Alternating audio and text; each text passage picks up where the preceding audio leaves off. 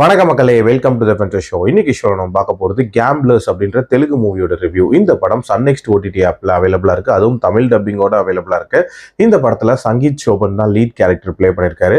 இந்த படத்தை ஒரு கேம் பேஸ்ட் த்ரில்லர் அப்படின்ற மாதிரி எடுக்க முயற்சி பண்ணியிருக்காங்க. அதான்னு பார்த்தீங்கன்னா படத்தோட ஸ்டார்டிங்லேயே நம்ம ஹீரோவோட அப்பா கேம்பிளிங்கில் ஈடுபட்டு இருப்பாரு. காசை திருப்பி கட்ட முடியாதனால தற்கொலை பண்ணி இறந்து போயிடுவாரு. நம்ம ஹீரோ வளர்ந்ததுக்கு அப்புறம் மட்டும் ஒரு ஏஞ்சல் அப்படின்ற மாதிரியான ஒரு அவதாரம் எடுத்து இந்த கேம்பிளிங் மாதிரியான செயல்களில் ஈடுபடுற உங்களுக்கு அகைன்ஸ்டா வந்து நிறைய விஷயங்கள் பண்ணிட்டு இருப்பாரு. அப்படியே பேரலா பாத்தீங்கன்னா ஒரு கேம் ஷோக்கான பில்டப் ஒன்று காட்டியிருப்பாங்க. அதாவது டிஃப்ரெண்ட் டைப் ஆஃப் பார்ட்டிசிபென்ட்ஸ் வந்து அதுல கலந்துப்பாங்க. அண்ட் ஒருத்தரும் ஒரு ரூம்ல தங்கியிருப்பாங்க. அது ஒரு பழைய கேசினோ. அந்த இடத்துக்கு நம்ம ஹீரோ வந்ததுக்கு அப்புறம் என்ன மாதிரியான சம்பவங்கள் நடக்குது, டுவர்ட்ஸ் எண்ட் என்ன ஆகுதுன்றதா இந்த படத்தோட கதை. ஸ்குவிட் கேம் அறபோதையில பார்த்துட்டு ஒரு கேம் த்ரில்லர் எடுக்கலாம் அப்படின்ற மாதிரி முயற்சி பண்ணா எப்படி இருக்குமோ அந்த மாதிரியான ஒரு முயற்சியா தான் நான் இந்த படத்தை பாக்குறேன்.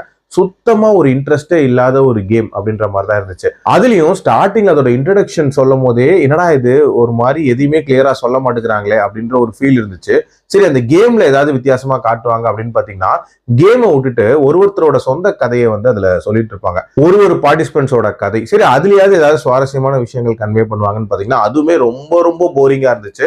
அதுக்கப்புறம் ஹீரோவோட என்ட்ரி. சரி, இதுக்கப்புறம் ஏதாவது கதையில வித்தியாசமா நடக்கும்னு பாத்தீங்கன்னா அவர் வந்ததுக்கு அப்புறம் ஒரு விதமான இரிட்டேஷன் தான் உண்டாச்சு அப்படின்னே சொல்லலாம். ஒரு மாதிரி பயங்கர கெத்தா ஒரு ஸ்வாகா பேசுறேன் அப்படின்ற மாதிரி ஒரு டோன்ல பேசியிருப்பாரு. அது பயங்கர இரிட்டேஷனை கிரியேட் பண்ணிச்சு. அண்ட் அவருக்கான பர்பஸ் அப்படின்றதையுமே வந்து ப்ராப்பரா கன்வே பண்ணிருக்க மாட்டாங்க.